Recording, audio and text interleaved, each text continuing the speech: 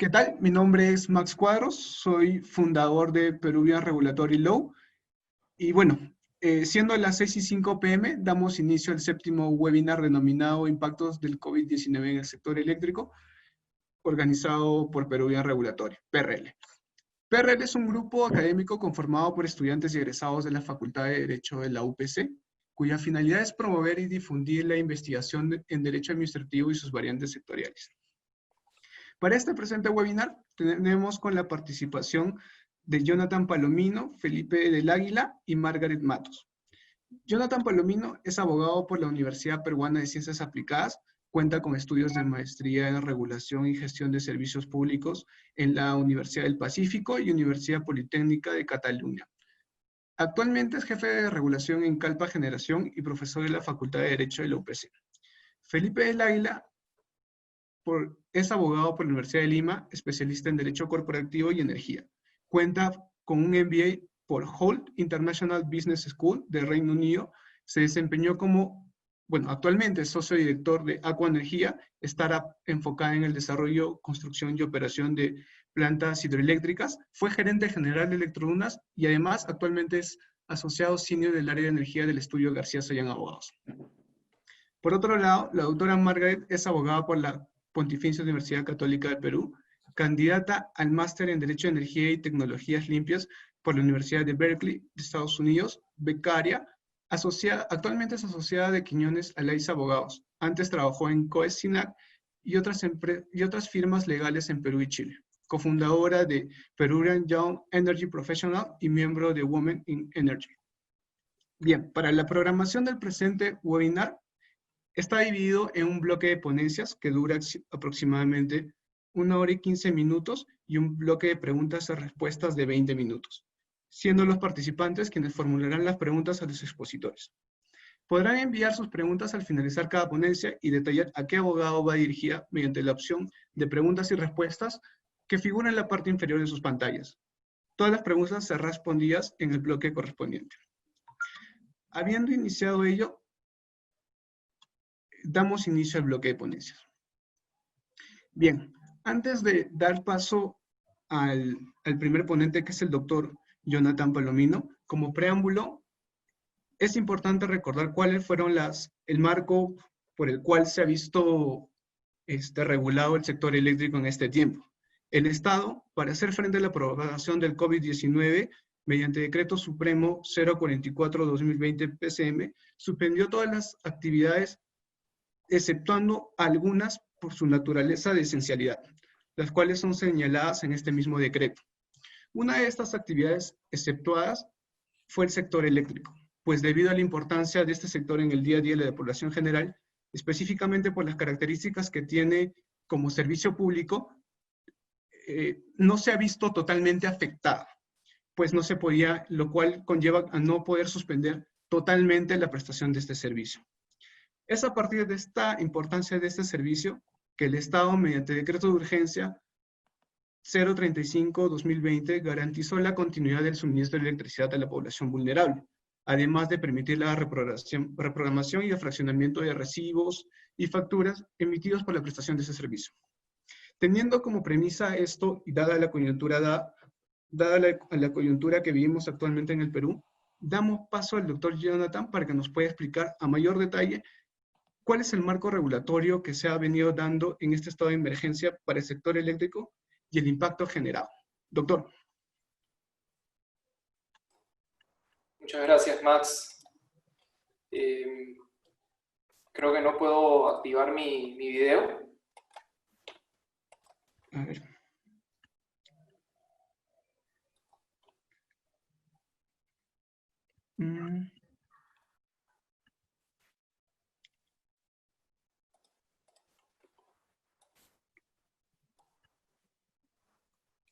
A ver, si me permito.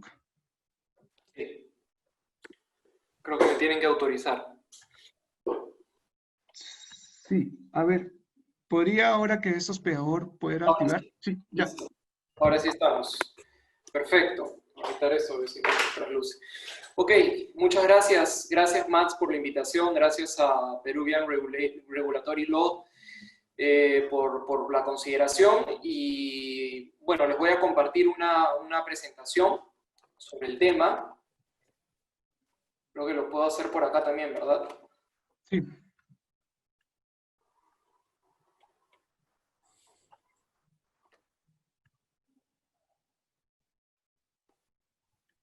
Está en la opción que dice compartir pantalla, me parece.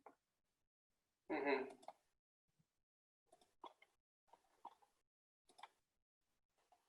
A ver.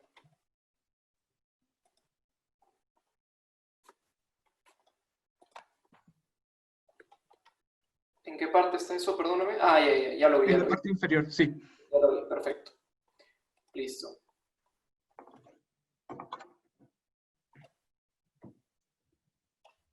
Perfecto.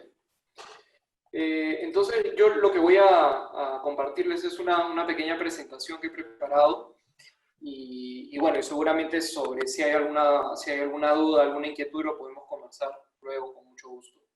Yo les voy a presentar en general cuáles han sido los impactos generales en el sector dada esta coyuntura, esta cuarentena. Bueno, vamos primero, para interés, digamos, de quienes nos ven, quienes nos escuchan, que no necesariamente tengan claro el panorama de cómo se organiza el mercado eléctrico, voy a hacer referencia rápida y breve a algunos conceptos básicos e importantes a los que nos vamos a referir, no solamente yo, seguramente mis colegas que acompañan en este panel, y es importante tener en claro para todos los que nos escuchan y nos están viendo en este momento. Bueno, hay que entender los impactos del sector electricidad en todos los segmentos de la cadena, ¿no? En este sector, saben ustedes que tenemos el segmento de la generación, que es la producción de electricidad básicamente, el sector de la transmisión, que es el transporte de los electrones generados desde las centrales de generación hasta las ciudades, y el segmento de la distribución, que es el segmento en donde se reciben estos electrones y la tensión en la que viajan se transforma y luego se distribuye, como el mismo nombre lo dice, se distribuye a todos los puntos de suministros que existen en las distintas ciudades a nivel nacional, ¿no? Tanto sea de clientes libres o de clientes regulados. Entonces, cuando hablemos de los impactos, hay que entender que los impactos se presentan en toda la cadena, en toda esta cadena, digamos, con algunas particularidades o características diferentes en cada uno de los segmentos, pero el impacto es a toda la cadena y no solamente para el usuario final. Esto hay que tenerlo claro. Y estos agentes, digamos, que participan en el sector, ¿cómo es que contratan o cómo es que se vinculan entre sí? Y acá tenemos en esta presentación, ustedes pueden ver que las generadoras se vinculan con las distribuidoras a través de contratos, ¿ok? Contratos que se conocen en el sector eléctrico como los contratos de licitaciones de largo plazo, ¿ok?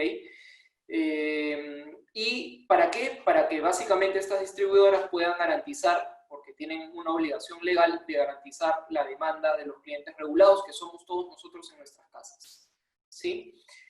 Y las generadoras, a su vez, pueden contratar con clientes libres, ¿ok? Que son básicamente las industrias, la minería es un gran cliente libre, por ejemplo, que consumen más de 2.500 kilovatios, básicamente. Y hay un rango entre 200 y 2.500 kilovatios de consumo que pueden elegir entre ser clientes regulados o clientes libres, que son, digamos, los pequeños negocios, básicamente, ¿no? Entonces, también hay que entender que los impactos se presentan también en estas relaciones. Ya seguramente mi colega Felipe Laila va a poder comentar un poco sobre esto, pero también hay que entender que los impactos no solamente se presentan en los segmentos de manera separada, sino también en estas interrelaciones que tienen entre cada uno de los agentes que participan en el sector. Lo vamos a ir comentando seguramente. Los impactos también están presentes al interior del COES, ¿no? El COES es básicamente la entidad en donde se reúnen todos estos agentes de los que hemos conversado anteriormente, los generadores, los transmisores, los distribuidores y los grandes clientes libres, en donde básicamente se hacen transacciones. Como ustedes entenderán, la electricidad pues es regulada básicamente atendiendo a las características técnicas particulares que tiene este sistema, este mercado. Y por un lado, estos agentes, estos contratos que hemos revisado en el slide anterior, básicamente son contratos que garantizan un suministro, pero que no necesariamente implica que yo, empresa generadora, te voy a suministrar el electrón que yo produzco, porque eventualmente, como el COES es el que dice qué centrales son las que tienen que operar, en qué momento y a qué hora y en qué mes, en qué semana, en qué día, entonces no necesariamente a mi cliente le va a llegar físicamente hablando el electrón que yo produzco. Yo puedo estar parado un mes porque mis plantas están en mantenimiento y mi cliente libre, o el que sea, mi cliente básicamente va a tener que, va a seguir, digamos, consumiendo electricidad, ¿no?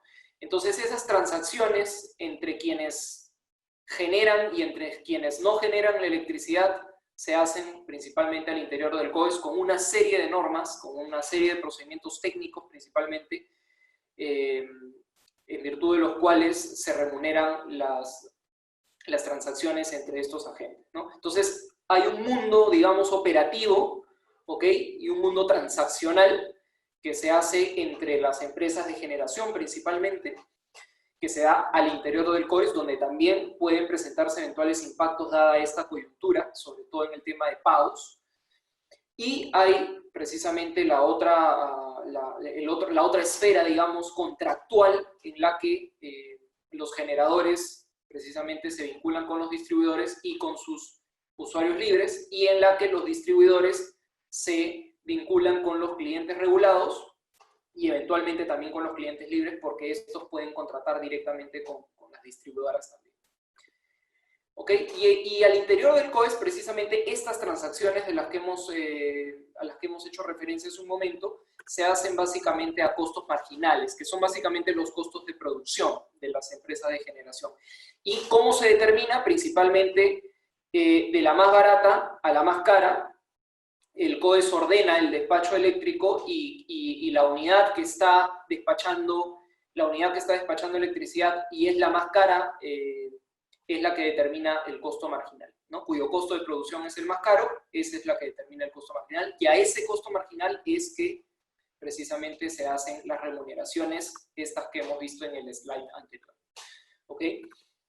Entonces, ¿cuál es un primer impacto indudable? La reducción de la demanda. Si ustedes se dan cuenta en este gráfico, verán que en la diferencia, digamos, de demanda entre el 2019 y 2020, respecto del mismo mes, en el mes 3 y en el mes 4, hay una reducción de más o menos el 25.21% a abril de este año, ¿no?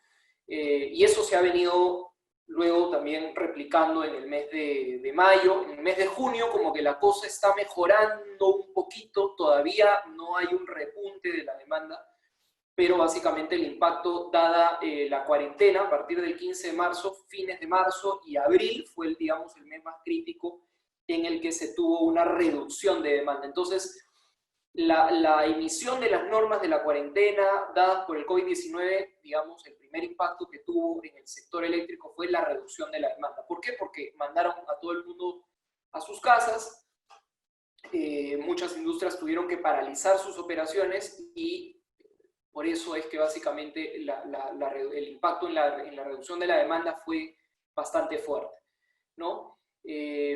Ese es un primer impacto indudable, porque básicamente la minería, por ejemplo, que son los que consumen mucho más electricidad en el mundo de los clientes libres, se vio paralizada, así como muchas otras industrias, ¿no? Ese es un primer impacto.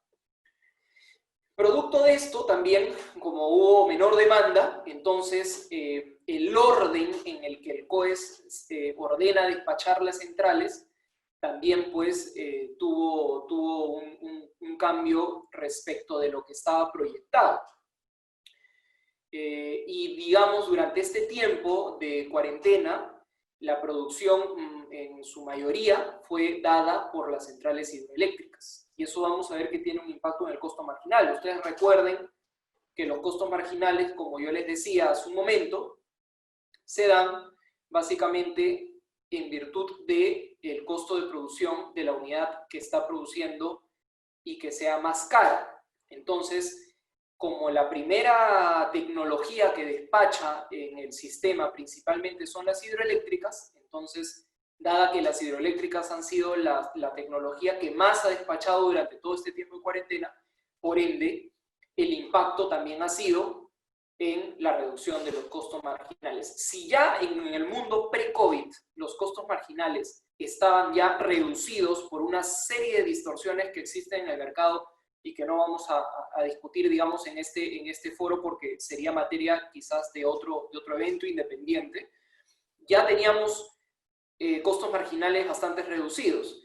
A eso añádanle el impacto de la reducción de la demanda y, por ende, la reducción de los costos marginales también, y ustedes pueden ver en este gráfico que estamos mostrando cómo entre marzo y abril es que se presenta básicamente esa mayor reducción, ¿no? Dado que, precisamente como les decía hace un momento, las centrales que más fueron los que inyectaron electricidad se han dado básicamente a través de la hidroelectricidad y de las renovables, ¿okay? ¿Qué normas se emitieron, digamos, durante este tiempo? Se han emitido varias normas, definitivamente, pero yo les he puesto acá básicamente las más relevantes que tenían referencia, digamos, al sector eléctrico propiamente dicho.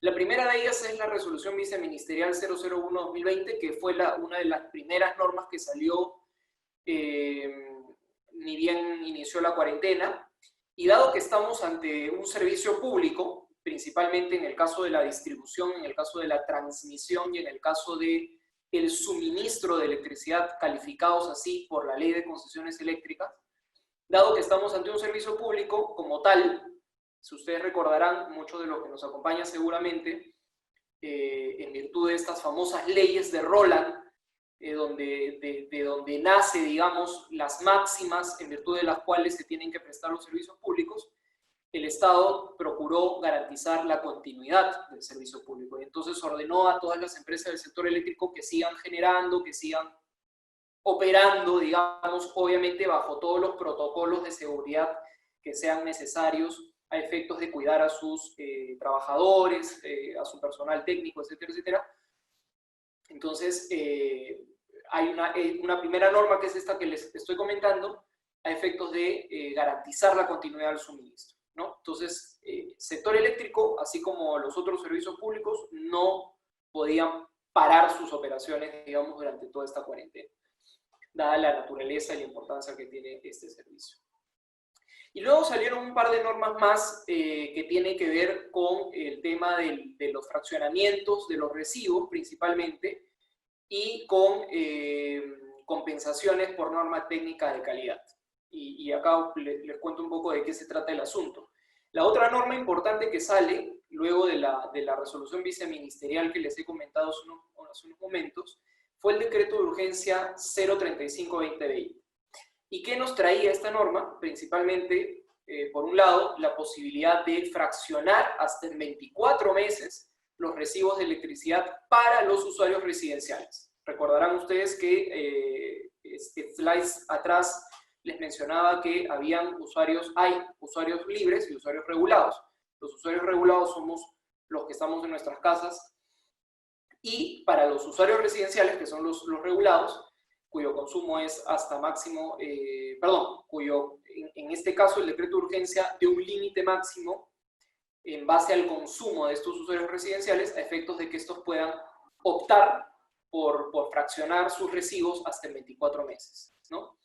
Tanto para los usuarios residenciales con consumos hasta 100 kWh y los usuarios residenciales que pertenecen a sistemas rurales no convencionales y en donde el suministro se da a través de un sistema fotovoltaico autónomo. Entonces, eso en principio, digamos, era el límite máximo o las condiciones para los usuarios residenciales a efectos de poder tomar esta posibilidad de fraccionar sus recibos, los recibos que se venían dando a partir de marzo y durante el estado de emergencia, para pagarlos hasta en 24 meses y que no se vean afectados por la paralización de actividades y todo lo demás. Eso fue, digamos, una primera medida. La otra medida relevante que da el decreto de urgencia 035 es esta exoneración de las compensaciones por norma técnica de calidad. Dado que estamos ante un servicio público, dado que estamos ante, además, segmentos monopólicos también, en toda esa cadena que yo les he comentado, en generación, transmisión y distribución, hay segmentos que responden a una estructura de monopolio natural, como es la distribución y como es la transmisión. Y dada esa estructura y dado además que estamos ante un servicio catalogado como servicio público, también hay una regulación de calidad. Y esta regulación de calidad principalmente se norma en virtud de la norma técnica de calidad de servicios eléctricos.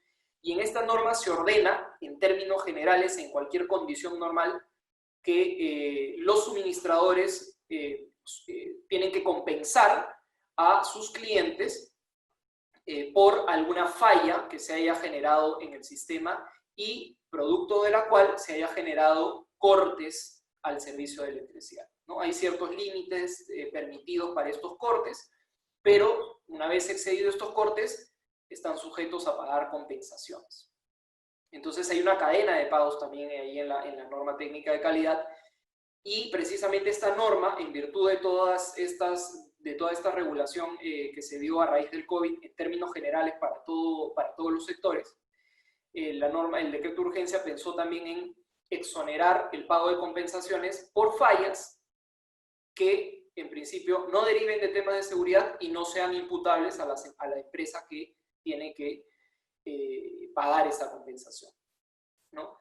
Y el decreto de urgencia 062 modificó el 035 ampliando estas condiciones antes mencionadas. Por un lado, en el tema del fraccionamiento para usuarios con consumos, de hasta 100 kilovatios hora, amplió el límite máximo y ahora los que pueden fraccionar son los usuarios residenciales con consumos de hasta 300 kilovatios hora, ¿no? Inclusive, ya no solamente residenciales, sino también algunos otros clientes que eventualmente pudieran ser libres, porque acuérdense que hay una franja ahí de 200 kilovatios hasta 2.500 kilovatios, poder elegir entre ser libre y regulado. Entonces acá esta ampliación, por ejemplo, abarca la posibilidad para fraccionar el pago de las facturas para usuarios en general con consumos de hasta 300 kilovatios horas.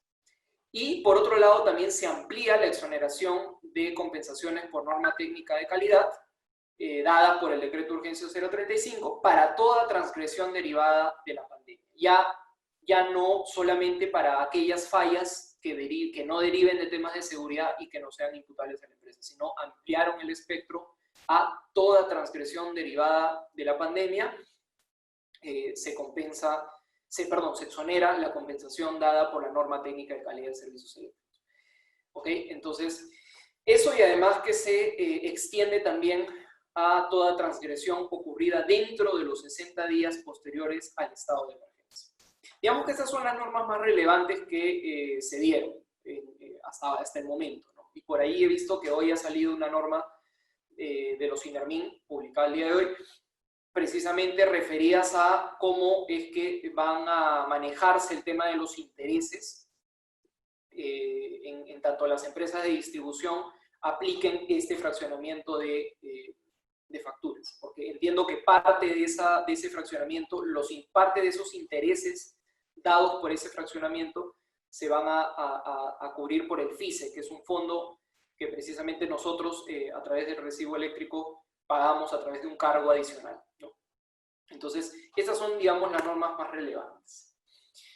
Y estas normas más relevantes precisamente no abordan, no han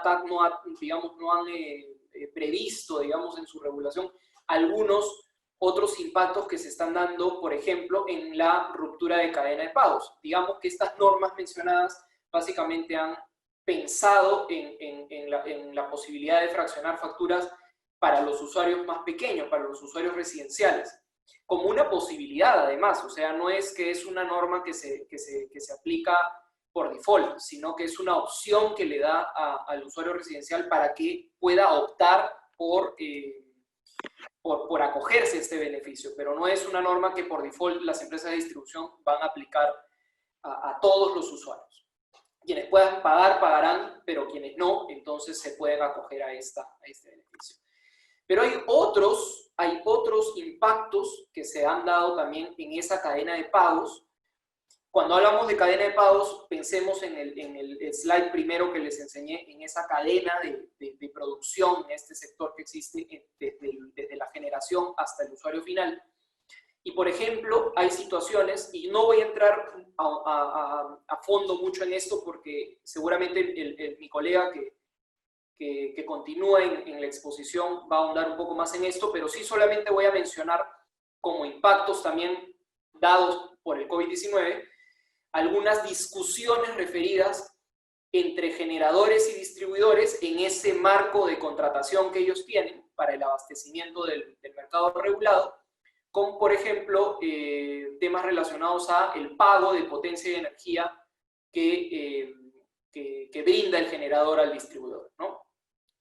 Se han dado casos, por ejemplo, en el que algunas empresas de distribución han tocado la puerta de sus suministradores, es decir, de algunas empresas de generación, diciéndoles, mira, ¿sabes qué? Este mes no te voy a pagar el 100% de las facturas porque a mí, empresa de distribución, no me están pagando el 100% de las facturas tampoco. Entonces, me mojo yo, te mojas tú también, ¿no? Porque es una cadena de pagos y no interesa el contrato que yo tengo suscrito contigo, generador, básicamente yo soy un intermediario. O sea, el distribuidor se ha pintado inclusive como un intermediario, ¿no? Les ha dicho a los generadores, oye, ¿sabes qué? Yo soy un intermediario aquí entre tu generador y entre el usuario libre. Entonces, a mí no me paga el usuario libre, perdón, el usuario regulado, yo no te pago a ti, ¿ok? No te pago por lo menos el 100%, ¿ok? Son problemáticas que se han dado. La otra es entre el distribuidor y su cliente libre, en caso el distribuidor tenga contratos con clientes libres, y entre el generador con sus clientes libres, ¿ok? Y ahí básicamente se ha dado un caso particular porque usualmente en este tipo de contratos, que son contratos que se manejan en virtud de las normas de competencia del mercado en general, ¿ok? A diferencia de los contratos, por ejemplo, entre generador y distribuidor, en donde sí hay una normativa que se sigue, hay una normativa en virtud de procedimientos de los INERMIN y de un reglamento aprobado por el Ministerio de Energía y Minas. Los contratos de generador con clientes libres y los contratos de distribuidores con clientes libres son contratos básicamente que se rigen por las normas de cualquier otro mercado. Son contratos precisamente libres, el mismo nombre lo sugiere. Y en este tipo de negocio, básicamente se acostumbra, es una característica comercial, digamos, si ustedes quieran llamarlo así, de contratar potencia mínima facturadas, ¿no? En estos PPAs, que son estos contratos de suministro. En el argot sectorial, digamos, lo conocemos a estos contratos de suministro como los famosos PPAs, por sus siglas en inglés. Entonces, en estos PPA básicamente se contrata esta cláusula, se pone esta cláusula de potencia mínima facturable, en virtud de la cual el usuario, el cliente libre, consuma o no consuma una determinada cantidad de potencia mínima, igual se la tiene que pagar mensualmente al generador. Entonces, se han dado casos en que varios clientes libres, que son industrias, como les dije hace unos minutos atrás, no han podido seguir operando, se han visto afectados por las normas de confinamiento. Entonces, han tenido que tocarle la puerta al suministrador, en su mayoría generación, básicamente generadores, y le han dicho, oye, ¿sabes qué? No te puedo pagar la potencia mínima facturable. En algunos casos han ido más allá y han invocado fuerza mayor, que es una discusión aparte. Pero en otros casos les han dicho, mira, ¿sabes qué? Cóbrame solo lo que yo consuma, porque he estado produciendo de manera, digamos, reducida, restringida. Cóbrame solamente lo que yo consumo. Y bueno, en algunos casos se han dado todavía algunas situaciones de controversias y en otros casos simplemente se ha tomado una salida comercial y les ha dicho, ok, durante los meses de confinamiento no te voy a cobrar potencia mínima facturable y solamente te voy a cobrar lo que consumes. digamos, opciones y opciones, ¿no? Y bueno, y como les he comentado, en la primera relación, digamos, entre generador y distribuidor, también se ha dado este impacto del retraso en el pago de las facturas que se han dado entre los distribuidores y los usuarios regulados, ¿no? Los usuarios regulados no han venido pagando y pues los distribuidores no han venido recaudando y por ende se ha dado, digamos, la primera ruptura de cadena de pagos que les he comentado y que aparece en este slide, ¿no? Situaciones que se van dando, como les digo, dentro de todo el sector en general, no solamente en cuanto al usuario final se refiere, sino que fíjense ustedes que eso también tiene un impacto hacia atrás en la cadena, hacia el primer eslabón, que es la generación. Y de por medio también están los transmisores, y ahora vamos a ver un poquito el impacto que ellos pueden tener y que también atañe a la generación. Entonces, ¿qué otro impacto se presenta? El impacto en la recaudación de los ingresos por potencia, ¿no? Dada una situación regulatoria, digamos, que existe, por ejemplo, para pagar a la transmisión, los generadores remuneran a los transmisores por el uso de sus redes. Es como decir, cuando nosotros viajamos por la carretera, pagamos peaje, estamos remunerando el uso de la carretera. Igualmente, a los transmisores, que son los que tienen las redes del sistema principal y del sistema garantizado de transmisión, por donde se transportan los electrones desde las centrales hasta las ciudades en todo el territorio nacional, los generadores le pagan un peaje a estos transmisores.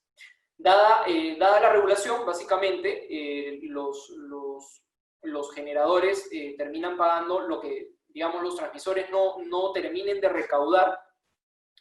Se paga por una bolsa de potencia que se cobra a través del COES. Y precisamente como, dada la ruptura de la cadena de pagos anterior, se ha presentado una menor recaudación, entonces más plata de esa bolsa de potencia ha tenido que salir para concluir la remuneración, para terminar de cumplir con la remuneración de los transmisores. Y ustedes ven ahí el impacto, por ejemplo, en abril de 2020, en mayo de 2020, básicamente hay una variación en rojo, digamos, que se ha tenido que cubrir de básicamente ¿cómo se llama? Los peajes, digamos, para los transmisores, ¿no? A menor recaudación de potencia, más plata tiene que salir del generador para remunerar al transmisor. Entonces también hay un impacto ahí para la generación, ¿no? También puede haberse presentado un impacto en el bolsillo del consumidor final, porque sepan ustedes que nosotros, entre otros muchos cargos adicionales en la tarifa que pagamos en los recibos de luz, también pagamos un cargo denominado el cargo prima red, que es el que termina de pagar la remuneración garantizada que tienen las centrales de energías renovables. Las centrales de energías renovables tienen una legislación especial en virtud de la cual el Estado les garantiza un ingreso garantizado, valga la redundancia. Y este ingreso o remuneración garantizada, como quieran llamarlo ustedes, se paga en virtud de lo que las centrales de energía renovable inyectan al sistema y se las pagan a costo marginal, que es el que expliqué hace unos minutos, y el resto, para completar esa remuneración garantizada, se la cubren vía el cargo prima red, que es básicamente el cargo que se recauda a través de los recibos de luz que todos pagamos en nuestras casas y en nuestros negocios. Entonces, si el costo marginal ha sido reducido, como les he explicado ya hace un momento, el costo marginal ha sido reducido, entonces la remuneración garantizada de las renovables se ha tenido que seguir pagando, seguir cumpliendo con mayor cargo de prima red. Entonces, eventualmente, ese cargo de prima red ha tenido un incremento en los recibos de luz durante la cuarentena, ¿no? Porque en las valorizaciones de transferencias, en estas transferencias que se hacen en el COES, que les mostré también en algunos slides anterior, entonces la remuneración que viene por los costos marginales a las renovables del mercado spot, entonces se han visto también reducidas y por ende se ha tenido que cubrir la remuneración garantizada de las renovables en virtud del cargo prima red. Entonces ahí también hay un diferencial. que va o que impacta en la tarifa final del usuario residencial. Es otro de los impactos que también se han podido generar, que se han generado de hecho en el sector. Y ustedes ven ahí en el gráfico la diferencia, digamos, lo que está hacia el lado izquierdo son soles, ¿ok? Y la remuneración, fíjense ustedes, de febrero, que es el bloque celeste, de 9.000 y pico de soles aproximadamente, como a abril se redujo más o menos a 4.000 soles aproximadamente. Entonces, esto, digamos, como ingresos vía COES, vía valorización de transferencias de energía, ¿ok? Entonces ahí, a menor recaudación, mayor cargo de prima red para cubrir la remuneración garantizada de este tipo de centrales. Entonces, como ustedes pueden darse cuenta, hay todavía algunos retos y seguramente sobre eso van a hablar mis colegas que siguen también en este panel. Y hay unos retos que enfrentar, ¿ok? Todavía nos quedan algunos retos que enfrentar porque estas normas que se han dado, estos decretos de urgencia que he mencionado, solamente atacan o digamos, toman en cuenta esa posibilidad que tiene el usuario residencial de poder fraccionar sus facturas, pero nada más. No hay ninguna otra norma, ninguna otra regulación por el momento vigente que busque flexibilizar por lo menos esta problemática que se ha dado en esta cadena de pagos desde el usuario final hacia atrás, hasta llegar a la generación, que es el punto de producción, ¿no? Entonces, hay que atender estos efectos de la suspensión de pagos pensando en todo el sector en general, no solamente en un segmento, y como lo he dicho en algunas ocasiones, cuando hablamos de regulación hay que pensar en que si yo ajusto o desajusto un perno en un lado, voy a estar ajustando o desajustando el perno en el otro lado. Entonces yo regulador, sea organismo regulador, sea Estado, sea ente rector, en este caso el Ministerio de Energía y Minas, tengo que pensar en el panorama en general, tengo que pensar en si voy a regular algo en distribución, qué impacto está generando esa regulación en la transmisión, en la generación, en el usuario libre, en el usuario regulado. Si voy a regular algo en beneficio del usuario final, del usuario de su casa residencial, tengo que pensar en cómo esa regulación va a impactar en el distribuidor, en el transmisor, en el generador. Y bueno, no solamente en esta coyuntura, sino en la coyuntura común y corriente, se han dado situaciones en las cuales hemos tenido proyectos normativos que precisamente no tienen en absoluto esta visión, ¿no?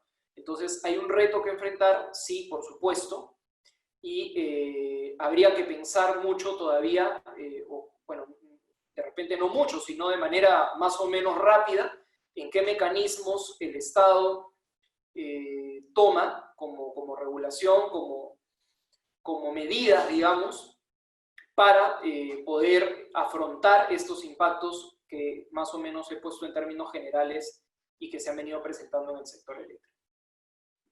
Hasta ahí por el momento, mi estimado Max, espero que haya sido claro y bueno, igual quedo atento a las preguntas que vengan en el momento de conversación.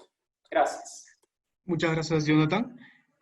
Y sí, es bastante, continuando con el webinar, es bastante importante tener claro. Sí, Jonathan, perdóname, ¿me podrías, hay un tema ahí con el hospedador, no sé si me lo podrías transferir para poder compartir también a los otros ponentes antes de seguir con el webinar? Perdón, ¿el qué me dices? El hospedador del seminario web. Para que puedas compartir tu pantalla, te transferí el hospedador. ¿Sí? Perdón. Sí, sí.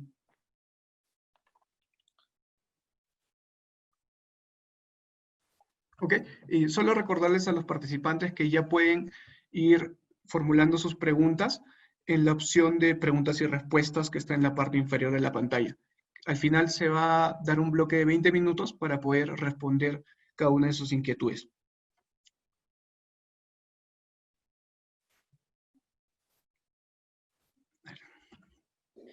Bien. ¿Cómo te devuelvo esto? ¿Cómo te devuelve el hospedador?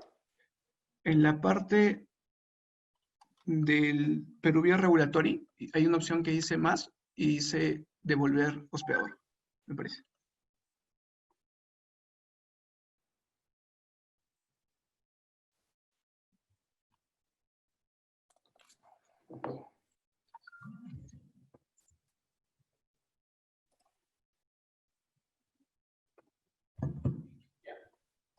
Creo que ya. Sí, ya está. Muchas gracias. Gracias. Bien. Continuando con el webinar, antes de dar paso a Felipe del Águila, es importante lo que comentó Jonathan con relación a tener en claro la regulación actual y esta cadena de pagos, que es a partir del cual se están generando conflictos entre los agentes del sector eléctrico. En cuanto a la regulación, debido a los fraccionamientos y las facilidades que están dirigidas a los usuarios regulados, ello está generando ciertas controversias entre la generadora y la distribuidora, pues muchos de ellos están cortando, bueno, los usuarios finales no están pagando del todo su recibo o lo están pagando de forma parcial, entonces lo cual está generando conflictos en la relación entre generadores y distribuidores. Ahora, la paralización de actividades ha generado también algunas controversias con relación a los usuarios libres y las generadoras, como lo comentó Jonathan, debido a que como se ha paralizado las actividades de estos usuarios libres, que son las grandes empresas textiles, mineras, entre otras, que consumen grandes energías, al estar paralizadas, no han tenido ingresos para poder pagar sus consumos de energía a la generadora y con lo cual no están cumpliendo estas cláusulas take or pay que están incluidas en sus contratos de suministro de electricidad, lo cual está generando controversias y posibles arbitrajes de ser el caso. No, en este caso, Felipe del Águila nos va a explicar a mayor detalle acerca de las relaciones contractuales, en específico de la generadora y los usuarios libres, y qué es lo que está pasando también con las generadoras y las distribuidoras. Por favor, Felipe. Sí, hola Max, gracias por invitarme, gracias a todos por escuchar. Les pido disculpas por motivos del COVID, se me logró el internet y prefiero dejarlo sin la cámara porque ya me pasó que se me corta mucho con el video. Igual Jonathan hizo un gran trabajo explicando de qué trata el mercado eléctrico y estoy seguro que está claro para los demás, así que también agradecerle a Jonathan por eso. A mí me toca hablar, como dice Max, de las controversias entre los agentes del mercado eléctrico, pero esas controversias son derivadas, son consecuencias de un mercado real que hay de electricidad, ¿no? Entonces yo prefiero centrarme en eso, si me permiten, que respecto a las controversias, porque las controversias van a ser sobre los precios, y los precios son la consecuencia del mercado eléctrico. Entonces, si me lo permiten, yo voy a tratar de hablar un poco más de eso. Voy a tratar de hablar de cómo ha ido variando la producción, porque recuerden que la producción de energía es lo que impulsa al país. O sea, no vas a poder prender el foco si es que no está funcionando una generadora, ¿no? Entonces hay que asociar siempre los términos eléctricos con la realidad que tenemos. Y lo último que quiero tocar es una perspectiva al futuro de qué creo que puede pasar si no reaccionamos, como bien dice Jonathan, ¿no? Entonces, bueno, respecto a cómo ha ido evolucionando el mercado eléctrico, y me voy a referir al mercado comercial, ¿no? Si uno va a... ¿Qué es lo que ha ido pasando en el tiempo? Los contratos han ido perdiendo longevidad, son cada vez más cortos. Y esto se debe a una sobreoferta. Déjenme explicar un poquito. Ahorita hay un desbalance entre la capacidad de producción que tiene el sistema en todas sus formas. Vamos a ir sobre eso más adelante rapidito, pero hidrotérmico, la RER, ¿no? Ha habido una disminución total de la producción total de todos ellos como consecuencia de la cuarentena, ¿no? Del paro mandado todos a sus casas, dejemos de hacer nada. Correcto, entonces ahí, por ejemplo, si ustedes ven la primera semana de COVID, el total de disminución vis a vis, les estoy hablando, comparación semanas del año 2000 en el que estamos versus el año pasado, ¿correcto? La total de la semana 1 a la 2 es 17%, y de ahí va a 30%, se queda en 30% hasta la semana 10, que baja a 25 y ahora la vemos en 13, nivelándose, ¿no? Y esto va justamente de la mano con la fase 2, fase 3 y media, ya creo que ni Vizcarra sabe muy bien en cuál estamos.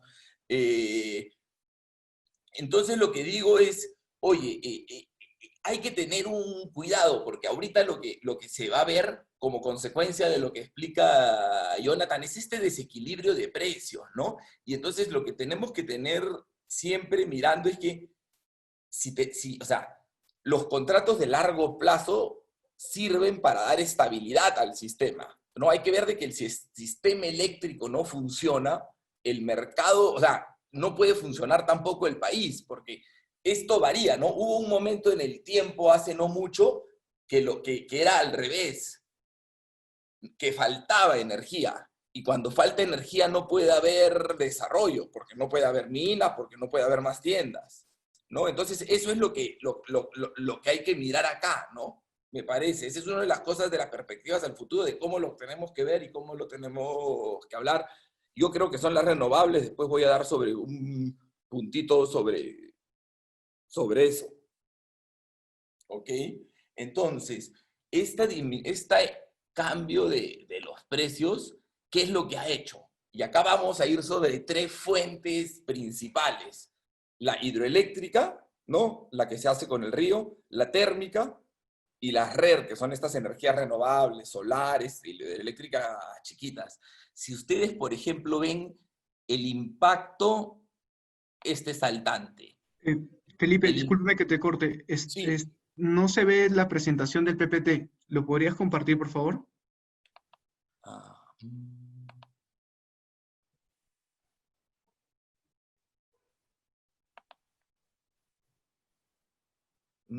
Son 2 números. O sea, tengo el Excel, que no sé cómo compartírtelo. En la parte inferior aparece compartir pantalla. Ajá. Me tienes que pasar el host. ¿Ahora? ¿Sí?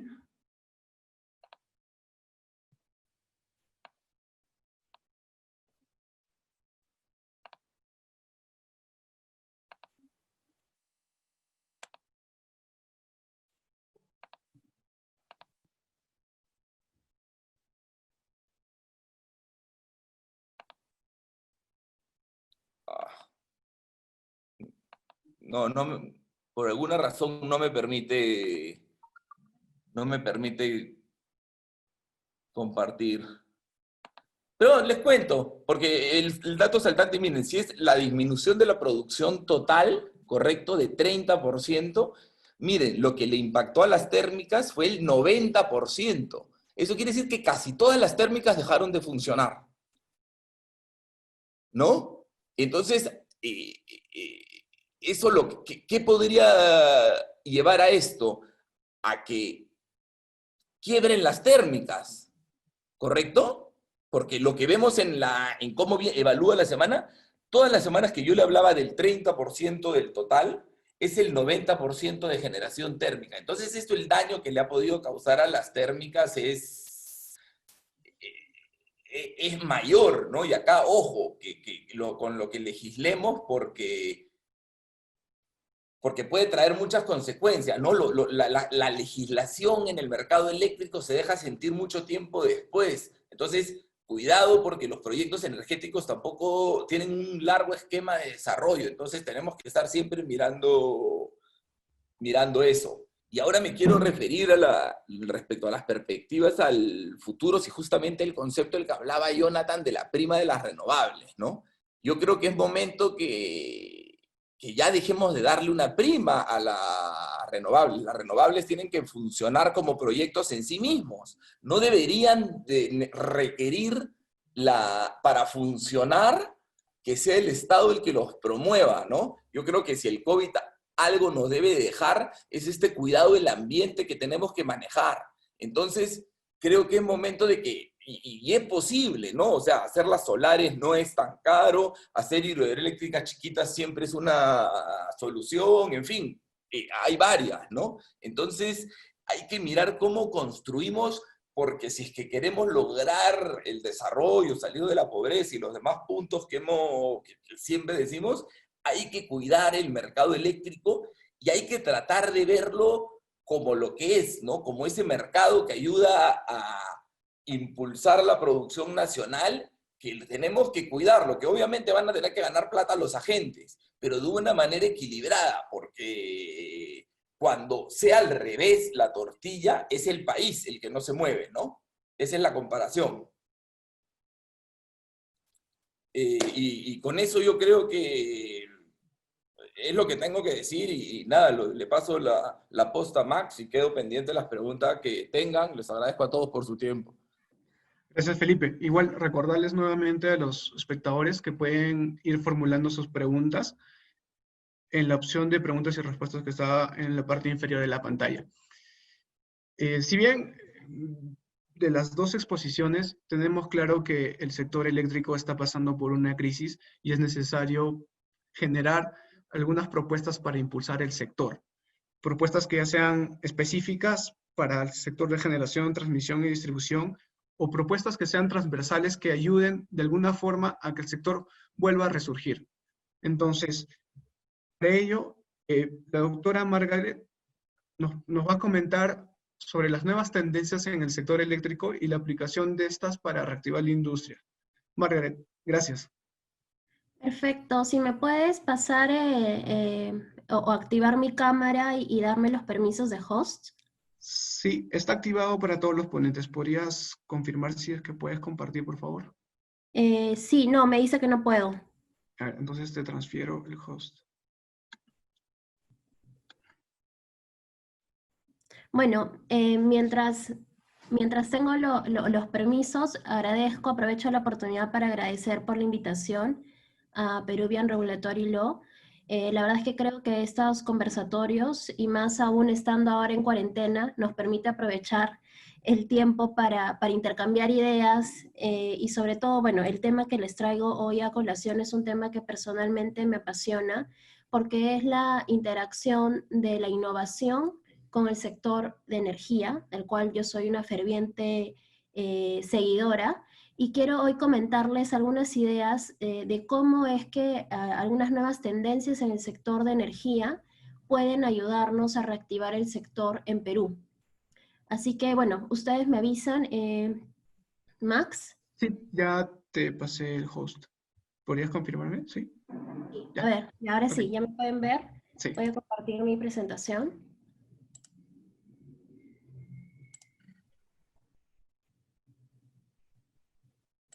¿Me confirman, por favor, si pueden ver?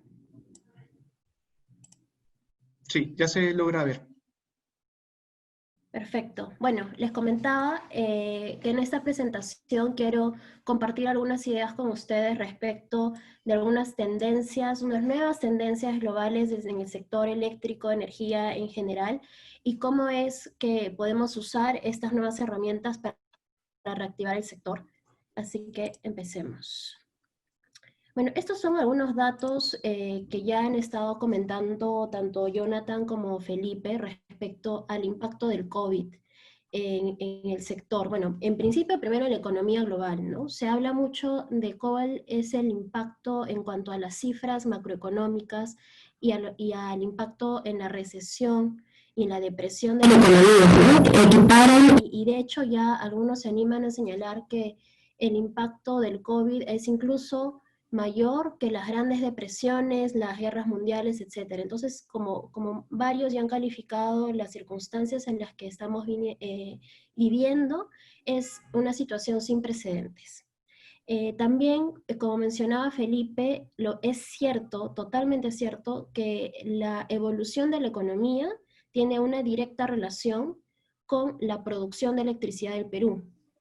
De hecho, todas las industrias, o las más grandes industrias, sobre todo en el Perú, que es un país minero, tiene un uso intensivo de electricidad. Entonces hay una directa relación entre la producción de energía eléctrica y el PBI. Este es el gráfico que les muestro en la parte derecha de mi presentación, muestra cuál es la evolución del PBI y la de energía. Muestra cómo estábamos hasta antes de esta situación del COVID y cuál ha sido el efecto, ¿no? Como señala el ingeniero Luis Espinosa, hemos retrocedido 2 años en lo que es la producción de energía y 3 años en PBI.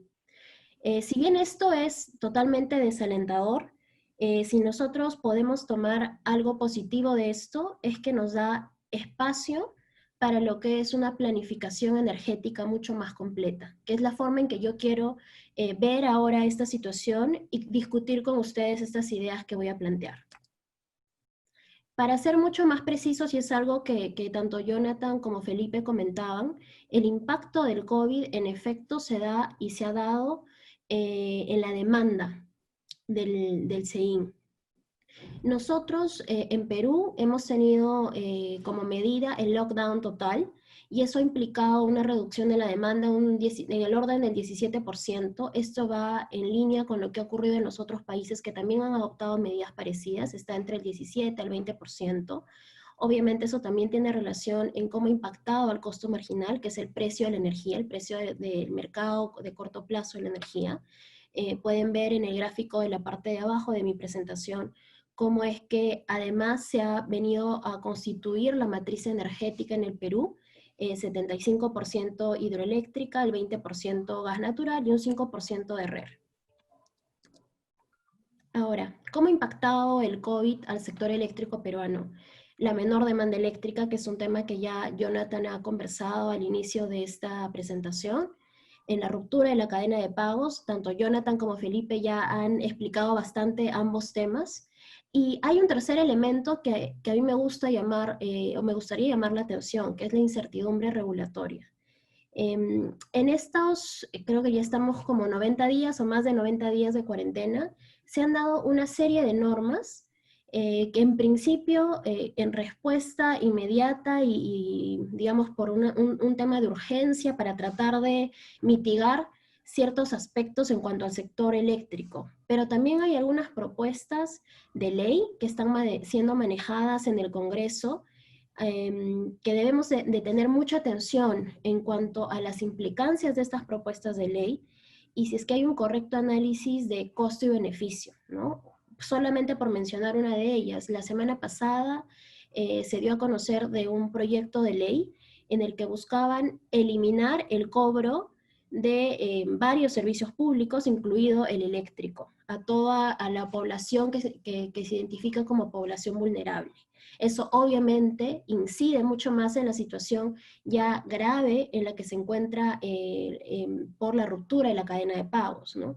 Cosas así, o mejor dicho, propuestas de leyes así, son, creo, las que debemos tener mucha atención, y sobre todo ahora que, como voy a explicar más adelante, ya estamos en una suerte de curva ascendente en lo que es recuperación de la demanda. Entonces es importante saber cómo es que se va a manejar regulatoriamente esto, cómo se van a manejar los cargos que se van a incluir, cómo se van a manejar los intereses que se van a aplicar para el fraccionamiento de los recibos de luz, y demás propuestas de ley, ¿no? Y sobre todo, y algo que es muy importante, y ahora voy a compartir con ustedes, cómo es que se van a promover las inversiones para poder reactivar el sector.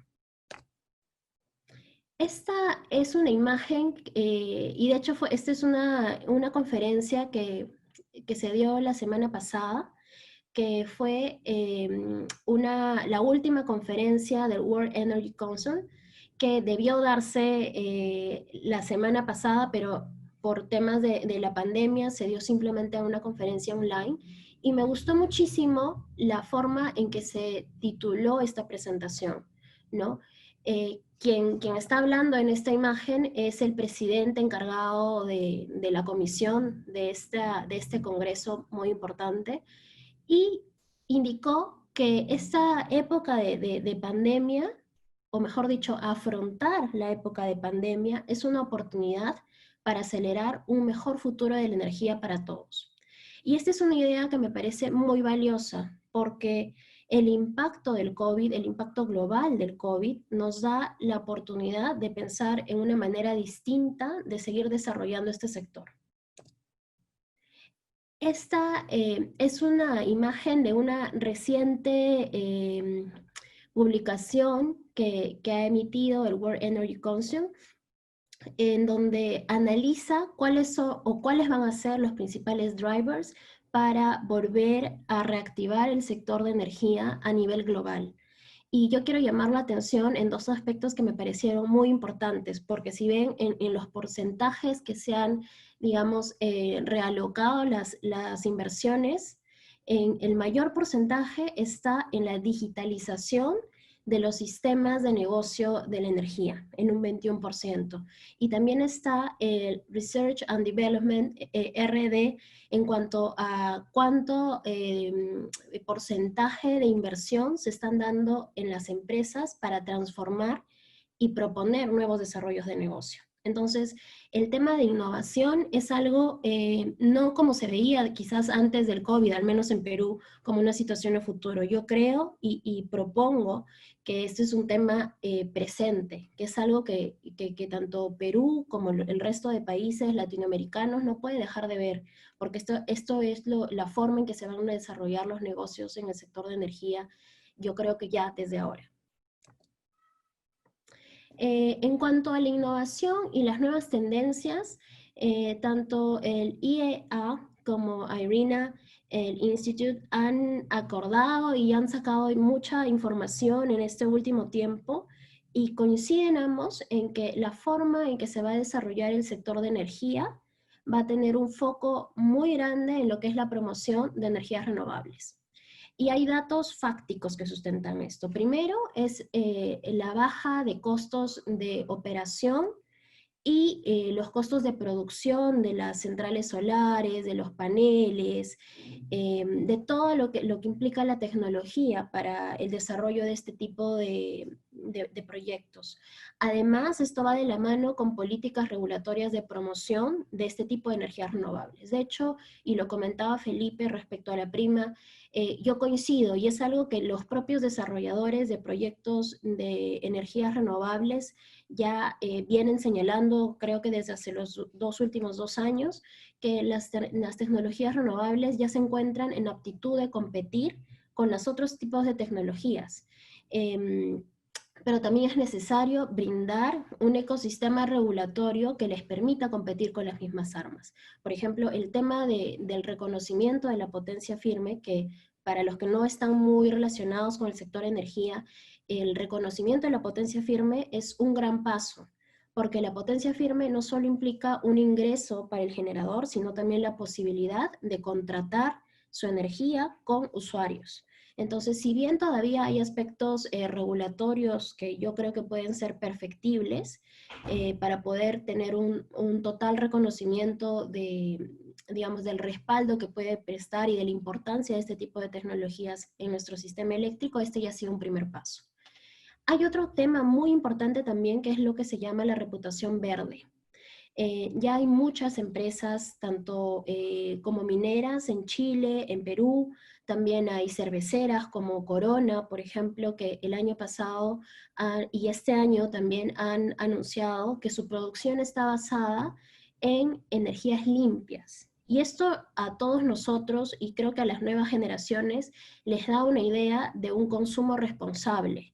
Entonces ya no es solo, ya hemos visto que en temas económicos está bien, temas tecnológicos también, pero además es un tema de conciencia y de propósito, que es algo nuevo que se está generando con estas nuevas generaciones y quizás también un poco gracias a lo que estamos pasando ahora con la situación de esta cuarentena.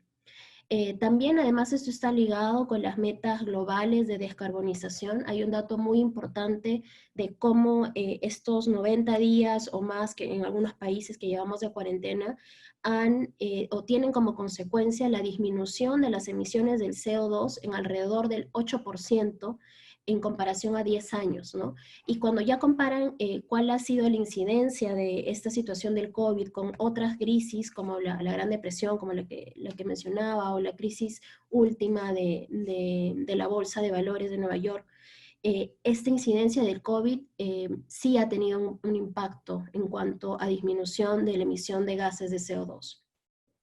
También a manera de innovación, las centrales RER a pequeña escala o la generación distribuida repuntan mucho este tipo de tecnología, y lo voy a explicar y lo voy a tocar un poco más adelante, porque es importante entender cómo el rol nuestro como consumidores se dinamiza y se vuelve un rol activo. Y podemos ya avisorar nuestro rol como prosumidores, productores y consumidores de energía eléctrica.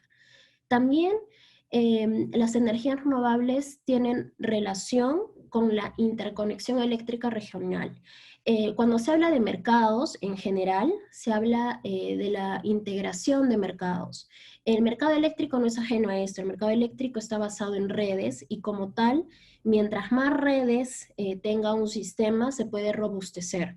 De hecho, por la situación COVID, por ejemplo, una experiencia muy interesante es la del mercado de América Central, la MER, que ellos tienen un sistema que funciona interconectado hace mucho tiempo, y también en este periodo de cuarentena ha funcionado los intercambios de electricidad de un país a otro, y obviamente esto da mucho robustecimiento y también da confianza a los ciudadanos que puedan acceder al servicio público de electricidad, sobre todo en situaciones como la que estamos viviendo, en donde las emergencias sanitarias, los hospitales, etcétera, necesitan de energía eléctrica para poder cumplir con sus funciones. Entonces, la manera también de integrar todo tipo de energías renovables, incluso como la solar o la eólica, que son, digamos, de origen variable, también pasa por desafíos que nos llevan a la interconexión eléctrica regional, que yo también creo que es una muy buena oportunidad de desarrollo y de reactivación del sector eléctrico peruano. Nosotros mantenemos una interconexión no permanente con el Ecuador. Durante esta época de cuarentena han habido intercambios de energía eléctrica. Sobre todo nosotros hemos comprado energía eléctrica a Ecuador. Tenemos en proyecto la interconexión con Chile, que podría ser también viable, teniendo en cuenta que el sector norte de Chile es un sector con mucha demanda de energía eléctrica, y nosotros podríamos vender energía eléctrica considerando la energía eléctrica como un producto en sí, ¿no? Ya no pensando simplemente en la exportación de otras materias primas.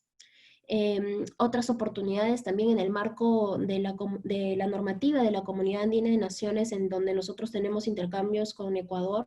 También hay una posibilidad de una interconexión regional con Colombia, Bolivia, si es que hace alguna serie de adecuaciones en los términos del acuerdo. Entonces hay una posibilidad de desarrollo de este tipo de mercados. Finalmente, la electromovilidad, que también es algo que se ha venido discutiendo desde hace un tiempo aquí en Perú.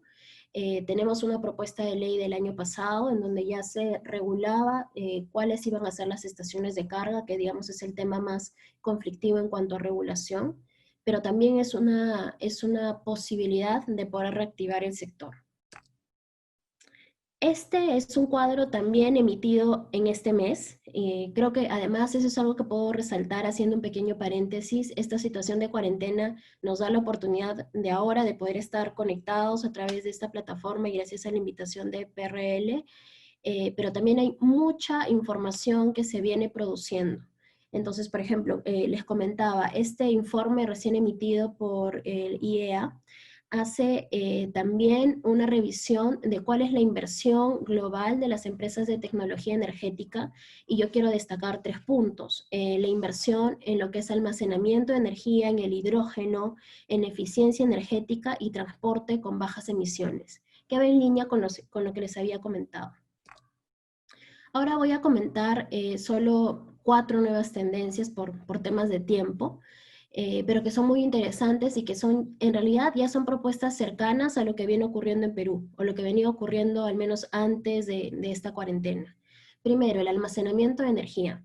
Las baterías llegaron a romper, digamos, un principio de que la energía no se almacenaba. Y es cierto, la energía no se almacena, la energía se transforma, y al transformarse puede estar guardada en lo que son estas baterías que funcionan con distintas tecnologías. Hay tecnologías de litio, de hidrógeno, o por ejemplo esta tecnología de agua bombeada de mar.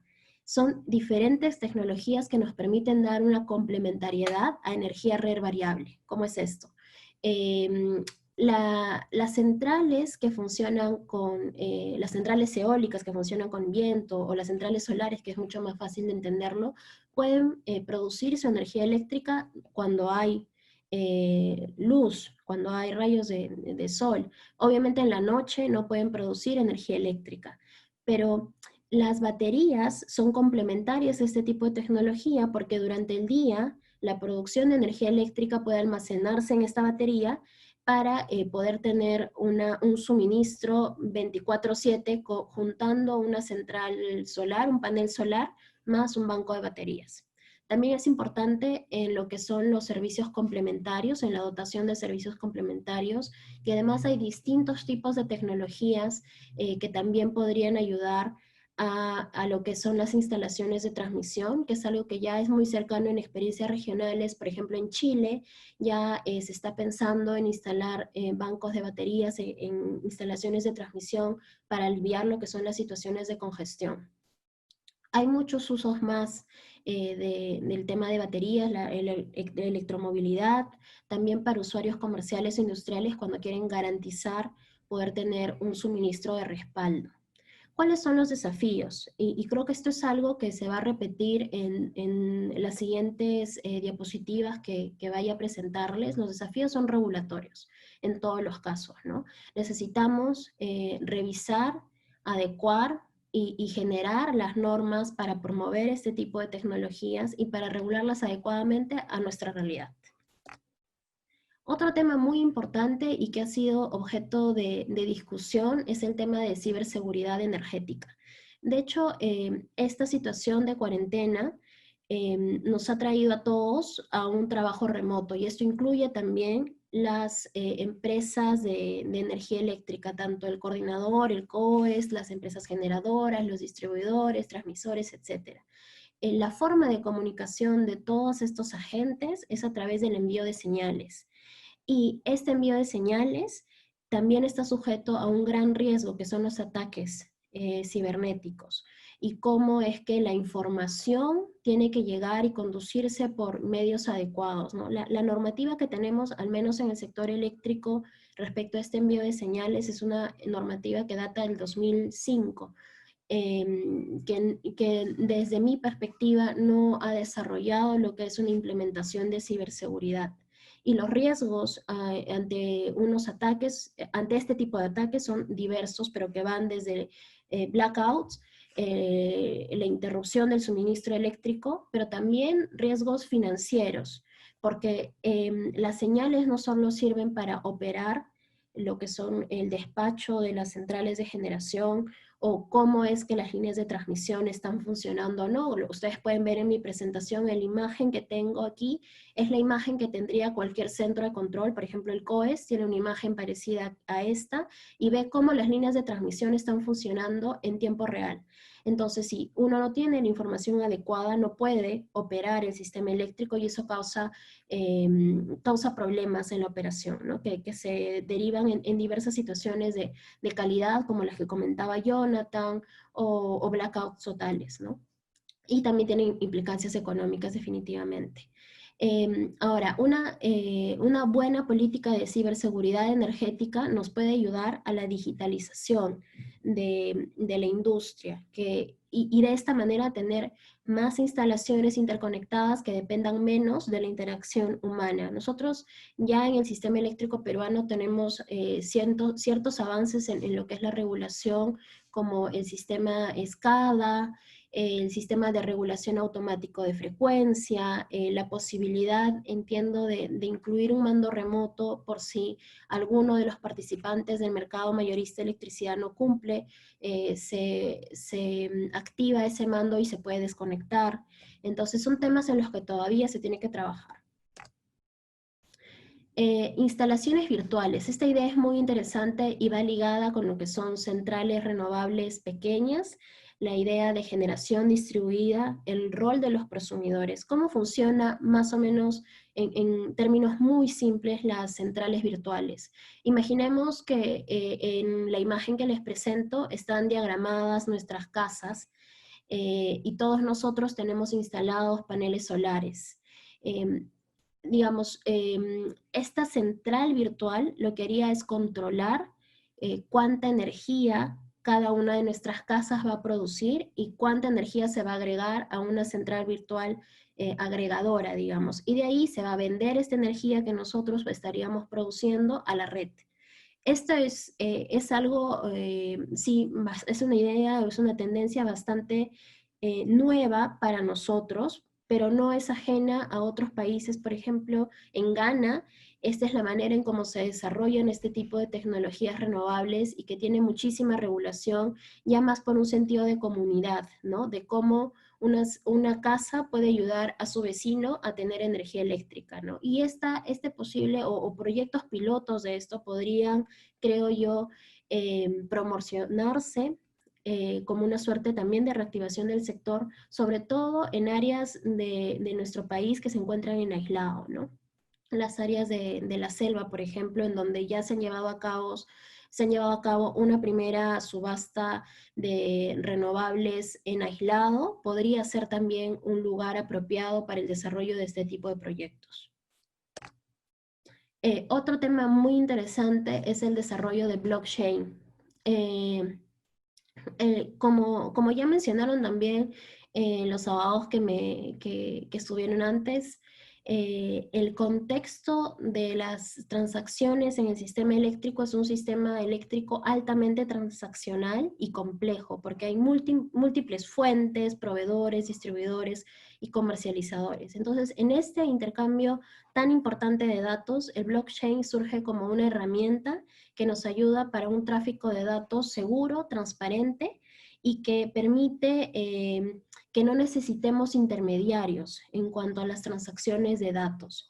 Y esto es algo muy importante. Eso todavía, digamos, no está desarrollado en Perú, porque nosotros ni siquiera tenemos la figura de un comercializador, pero digamos en los países en donde sí existe esta figura de comercializador y países en donde cada uno de los consumidores puede elegir simplemente mirando en su celular a qué generador comprar o a qué suministrador comprar, a qué precio y cuánto, la tecnología de blockchain ayuda muchísimo porque en ese momento tú puedes hacer transacciones inmediatas a mucho mejores precios y con información transparente y de manera más segura.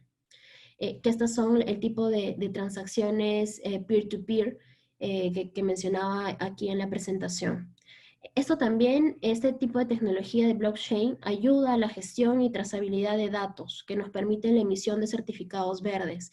Vuelvo ahora con la idea que les comentaba en un inicio, la idea de esta reputación verde que ya es una realidad, por ejemplo, en Chile, en donde se creó una ley de impuestos verdes que demandaba a aquellas, por ejemplo, mineras que tenían una fuente de energía con emisión de CO2, cambiar su fuente de energía por una de energías limpias y o de lo contrario tenían que pagar un impuesto verde. Muchas de estas mineras cambiaron sus contratos de suministro, los PPA, para tener o contratando con un generador que le asegure tener fuente de generación limpia. Claro, en términos prácticos en realidad simplemente hacían un tema más financiero, lo veían en el coordinador, pero si utilizaran el blockchain como tecnología de datos, esto agilizaría mucho este tipo de transacciones. Nuevamente los desafíos para implementar este tipo de tecnologías es el tema regulatorio. Y estas cifras de cómo es que se está recuperando el sector también son fuente de Macroconsult y nos permiten ver cómo a través de diferentes fases que han habido, coincido con Felipe en eso, cómo es que ya al 10 de junio aproximadamente todavía estamos mucho más abajo de cómo comenzamos esta cuarentena, pero digamos ya la producción de energía eléctrica se está renovando, se está reanudando. Y esto también nos lleva a la imagen de la parte derecha, en donde vemos también cómo es que se está recuperando como indicador económico la producción de energía eléctrica. Y esta es una frase que me gusta muchísimo y creo que va en línea de las ideas que he compartido con ustedes. Ciertamente hay cosas que se pueden aprender mejor en periodos de calma, pero también hay otras que se pueden aprender mejor en épocas turbulentas. Una de ellas me parece que es la innovación. Creo que si de algo nos ha servido este periodo de cuarentena y de pandemia que estamos viviendo es en reflexionar de que los cambios tecnológicos son mucho más inmediatos de lo que pensamos. La necesidad de adaptar el sector energético en particular es cierta, es una realidad, es tangente. Los indicadores económicos globales y todos estos estudios globales ya lo están acreditando, entonces creo que las medidas o dentro de las medidas que debería adoptar el Estado para reactivar el sector energía, debiera tomar en cuenta estas nuevas tendencias para su inclusión. Así que con esto acabo mi presentación.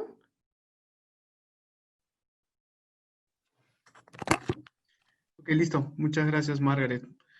Bien, pasamos a las rondas de preguntas.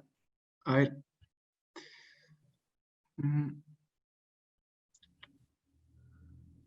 A ver. Acá, bueno, la primera pregunta para Margaret es de Daniel Alcántara. La normativa peruana necesita adecuarse a las nuevas tendencias tecnológicas en el sector eléctrico. ¿Cómo se puede mejorar esto para que el Estado en su rol de promotor no sea una barrera a las nuevas tecnologías y más bien saque ventaja competitiva? Bueno, para mí es muy importante el rol de la planificación energética.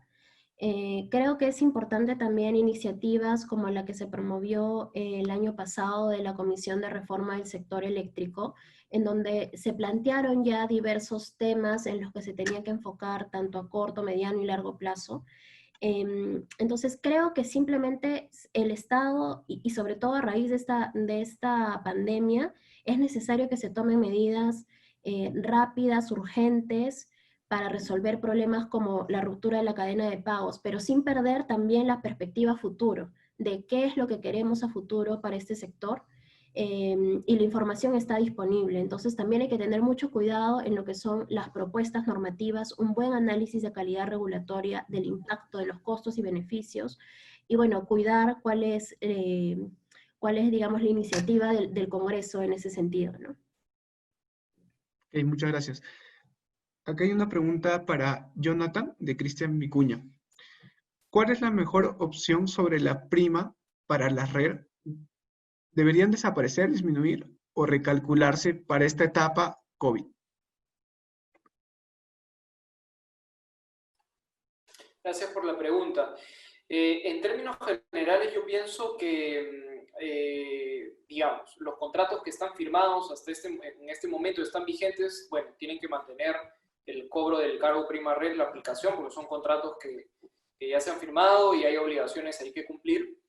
Y digamos, ya quitar la prima red en todo caso tendría que ser para las nuevas, digamos, para lo que venga en el futuro, ¿no?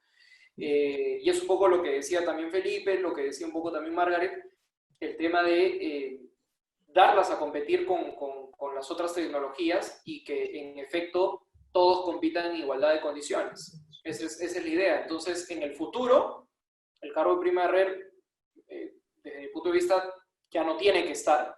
Ya no debería haber esa legislación especial particular para promover las energías red, porque esta legislación inicial tenía sentido cuando querían promoverse la introducción de mayores centrales. Y además, o de mayores no, sino la introducción de centrales a la matriz energética. Y obviamente en ese momento también las tecnologías eran mucho más caras de lo que hoy en día ahora son más competitivas, ¿no?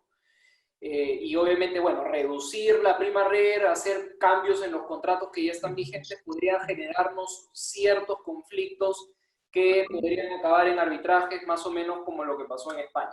Cosa que ya no queremos porque en el sector de infraestructura estamos viendo ahorita una papa caliente de ese calibre y entonces, bueno, no queremos más problemas. Ok, muchas gracias.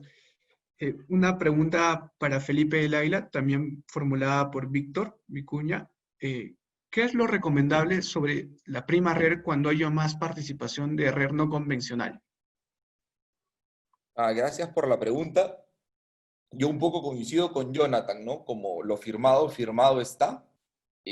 Pero yo creo que nunca debió existir una prima RER. O sea, si nosotros vemos la matriz energética del Perú, era principalmente energía hidroeléctrica, y después hubo un desarrollo de las térmicas, pero también pudo haber un desarrollo de las renovables. Simplemente los operadores energéticos que llegaron al Perú optaron por esto, por algún beneficio que dio el Estado. Pero yo creo que la definición que debemos de tener acá es que el proyecto tiene que tener valor en sí mismo. No debería tener un subsidio del Estado para estar ahí. Entonces, si es que el proyecto no tiene valor en sí mismo, no debería seguir adelante con su ejecución, ¿no? Es un poco como yo pienso. Ok. Vamos con la siguiente pregunta de Sandra Román a Jonathan. ¿La generadora de un usuario libre tiene la facultad de decidir cobrar solo la potencia real consumida a solicitud del usuario? Si se niega, ¿cuál sería el procedimiento a seguir? Gracias por la pregunta, Sandra. En efecto, dado que son, digamos, negociaciones que se han plasmado en un contrato y en virtud de las cuales se ha pactado que se cobre una potencia mínima facturable, pase lo que pase, la potestad, digamos, ha sido del generador, en este caso, de poder llegar a un acuerdo comercial con el cliente libre para evitar tener controversias y eventualmente tener una resolución del contrato. Hay que tener en cuenta también un poco el contexto, ¿no? Porque ya desde hace un tiempo atrás, dado que los costos marginales están a la baja, dado que hay muchos clientes regulados que han migrado a ser clientes libres, todo el mundo se pelea por clientes ahora, todo el mundo se pelea por unos cuantos pocos megas. Entonces, teniendo en cuenta eso, es muy difícil que algún generador, en su calidad de suministrador de un cliente libre, quiera perder clientes. Entonces, en ese sentido, dada la coyuntura, dadas las normas que restringen la operación de la industria en general, de la economía en general, han visto por conveniente y han hecho su análisis económico y han dicho, oye, ¿qué me cuesta más? No cobrarle un tiempo la potencia mínima facturable o perder ese cliente, porque eventualmente nos iríamos a controversia. El procedimiento a seguir, parte de tu pregunta es, ¿qué procedimiento?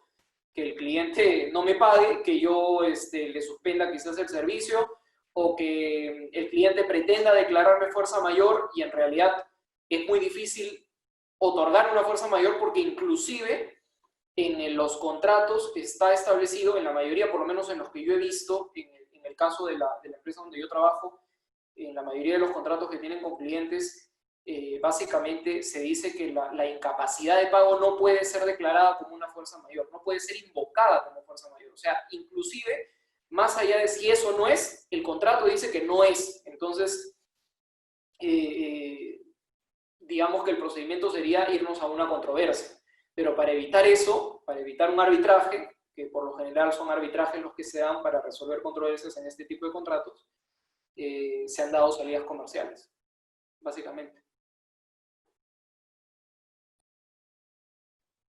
Ok, muchas gracias, Jonathan. Para Margaret, la pregunta lo formula César Borda. ¿Cómo ve el futuro de las generadoras térmicas frente al incremento de la red en nuestro país? Bueno, algo que es cierto, al menos la tendencia global, es una tendencia a producción de energía eléctrica basada en energías limpias, energías renovables. Sin embargo, es cierto también que la operación y la gestión de la operación del sistema eléctrico necesita también un respaldo, y este respaldo lo dan las tecnologías térmicas. Entonces, ¿cómo veo a futuro? La verdad es que, al menos en el Perú, sí tenemos una fuerte inversión en lo que es la generación térmica a gas natural, es algo que incluso como política el Estado ha impulsado a raíz de lo que es el proyecto de Camisea que se ha llevado a cabo y que a raíz de eso se han promovido varias inversiones en lo que es en Chilca, Fénix, Termochilca, Calpa, por ejemplo. También en lo que es este proyecto fallido del gasoducto surperuano, se promovió la inversión y se creó demanda, digamos, generadoras eléctricas, lo que son el nodo energético del sur, donde también ya tenemos instaladas generadoras térmicas que en este momento están funcionando con diésel por la falta de gas natural. Entonces, yo creo que a corto plazo la generación térmica no es que se va a desaparecer del Perú, a corto plazo eso no va a ocurrir. Sin embargo, es cierto también que hay una tendencia global muy interesante. De hecho, la mayoría de empresas térmicas, incluso operando en el Perú, ya apuestan por el desarrollo de energías renovables, y eso nos da información bastante cierta de cuál es la visión, incluso de los principales operadores, de cómo es que se va a llevar el negocio más adelante, ¿no? De hecho, esta situación de pandemia, y revisaba algunas cifras globales, por ejemplo, durante esta pandemia, efectivamente, también como lo resaltaba Felipe, la producción, por ejemplo, de plantas nucleares, no tenemos una planta nuclear en Perú, pero sí, eso ha bajado muchísimo en tendencias globales, por temas, en principio, de que no existe una demanda fuerte de energía eléctrica, pero también por situación de riesgo, de lo que implica el riesgo. Ha cambiado muchísimo la relación del consumidor frente a la energía. También eso es algo bastante importante de tener en cuenta. Entonces, como solamente para resumir, a futuro yo creo, y al menos en el corto plazo, la generación térmica va a seguir siendo importante en el Perú, y es importante también para ayudar a la integración de energías renovables, pero sí hay una tendencia clara a que a futuro se va a llegar a eso, y no solo eso, ¿no? Sino el cambio dinámico de todo el sector, como lo comentaba un poco en mi presentación. Ok, muchas gracias, Margaret. Una pregunta acá para Felipe, formulada por Carlos López. Dice lo siguiente: sobre el proyecto de ley que busca eliminar los cobros de servicios públicos de la electricidad, de aprobarse, ¿tiene fundamento legal o podría revertirse fácilmente como en el caso de los peajes? A ver, yo creo que ahí más que buscar si es que tiene fundamento legal, hay que buscar si tiene fundamento económico, ¿no? A ver, hay que buscar que si uno revisa un recibo eléctrico, paga un montón de cargos chicos, no sé si se acuerdan, el gasoducto, en fin, que podríamos mencionar, que no necesariamente están ligados al concepto. Entonces, a veces el servicio eléctrico funciona de subsidio a otras actividades. Habría que pensar si es que eso es válido. Yo en principio pienso que no, que debería funcionar como un proyecto en sí mismo. Ok, gracias, Felipe. Acá hay otra pregunta de justamente Carlos López para Margaret, que es acerca de, a ver, dice lo siguiente: otra tendencia a mediano plazo podría ser la llegada de los autos eléctricos. ¿Cuán preparadas están las generadoras distribuidoras peruanas para esta tendencia? Sí, es cierto. De eso, en realidad, la electromovilidad se estuvo impulsando muy fuerte el año pasado, a finales de año pasado. Como les comentaba, hay un proyecto de norma que regularía las estaciones de carga. Lo que decía este proyecto de norma es que las estaciones de carga pueden ser desarrolladas por una persona natural o una persona jurídica. Se podrían generar espacios como las electrolineras, que sería un símil a lo que existe ahora, que son las estaciones de carga que conocemos todos, digamos. Estos podrían estar gestionados ya sea por una empresa de distribución o también una persona jurídica. También se podrían generar estaciones de carga en edificios, y también uno mismo podría cargar su vehículo eléctrico, cargándolo, digamos, adaptando nuestra casa a un enchufe para este tipo de carros, ¿no? Esa yo creo que es la principal, digamos, desafío o reto que presenta la electromovilidad para su incorporación en nuestro país. Cómo es que se va a conjugar eh, las facultades y las competencias que tienen los distribuidores dentro de su zona de concesión, porque la regulación en el Perú en cuanto a distribución se ha basado en las facultades que tiene el distribuidor dentro de su área de concesión. Entonces, el permitir el desarrollo de este tipo de estaciones de carga un poco entra en conflicto. Eso es algo que hay que ver. ¿Qué tanto están preparados los generadores? Yo creo que bastante bien preparados. De hecho, muchos de los actores importantes en Perú tienen ya sus propias líneas en donde desarrollan este tipo de tecnologías, que es algo que también se viene, ¿no? Y que está en línea con estos retos de descarbonización de la matriz. Ok, muchas gracias, Margaret. Una pregunta para Jonathan, lo formula Croy Montoro. En el Decreto Supremo 038-2018 que definía cómo calcular la demanda máxima coincidente. Sin embargo, este Decreto Supremo no se ha extendido su vigencia. ¿Esto afecta de alguna manera a cómo ha venido calculando el COES la máxima demanda coincidente durante este año 2020? Ya, sí. Bueno, la afectación que se presenta es básicamente en controversias en el COES. Porque el COES igual ha venido calculando la máxima demanda coincidente en hora punta, siempre se ha hecho así, y digamos en la historia de estas normas también hemos visto algunos huecos en los cuales no se ha extendido la vigencia de esa norma que tú comentas, porque esa norma que tú comentas es la extensión de una norma anterior y así. Y bueno, el impacto que hay es que alguien que no le conviene presenta una apelación o una reconsideración en el COES y se da la controversia. Hace poco, de hecho, vi una que un cliente libre, si no me equivoco, ha presentado y bueno, vamos a ver qué resuelve el COES. Pero básicamente ese sería el impacto. Ok, muchas gracias. Y una última pregunta para Margaret. Según su punto de vista, aparte de los beneficios operativos como mejor estabilidad que atraen las interconexiones con otros países respecto a la operación con RER, ¿esto ayudaría a aumentar la competitividad de las mismas? Sí, entiendo que la pregunta se refiere a la competitividad de la tecnología RER y si entiendo bien, en efecto sí. El problema, si se quiere decir de alguna manera, de la integración de este tipo de tecnologías RER variables era lo que yo comentaba. Cómo tener suficiente respaldo de energía eléctrica cuando este tipo de centrales como las solares o eólicas no se pueden gestionar del todo. El tener un sistema eléctrico interconectado permite que, digamos, la posibilidad de actores, de generadores, se incremente, se duplique, digamos, dependiendo de cada sistema eléctrico que se puede interconectar. Entonces, la posibilidad de producción de energía eléctrica es mucho mayor, ¿no? De hecho, es importante, por ejemplo, el caso de la interconexión eléctrica Perú-Ecuador me parece muy interesante porque surgió como una necesidad de seguridad, porque en el norte del Perú faltaba energía eléctrica, había muchos cortes de energía eléctrica, entonces se empezó a importar energía eléctrica de Perú, desde Ecuador hacia la zona norte del Perú. Sin embargo, ahora, al menos durante la pandemia, las veces que yo he visto las transacciones que se han realizado por un tema económico, porque ha sido mucho más económico importar energía del Ecuador que pagar la energía que se estaba produciendo en Perú.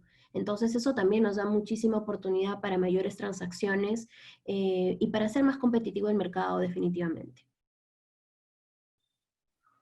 Ok, muchas gracias, Margaret. Bueno, le agradece a los ponentes por su participación. De igual manera, agradecemos la asistencia de los participantes. Les pedimos a todos que estén atentos a nuestras redes sociales, ya que en los próximos días anunciaremos nuevos webinars. De esta manera, damos por concluido el presente webinar. Muchas gracias a todos y que tengan un buen fin de semana. Gracias, un gusto. Chao. Gracias a todos. Muchas gracias.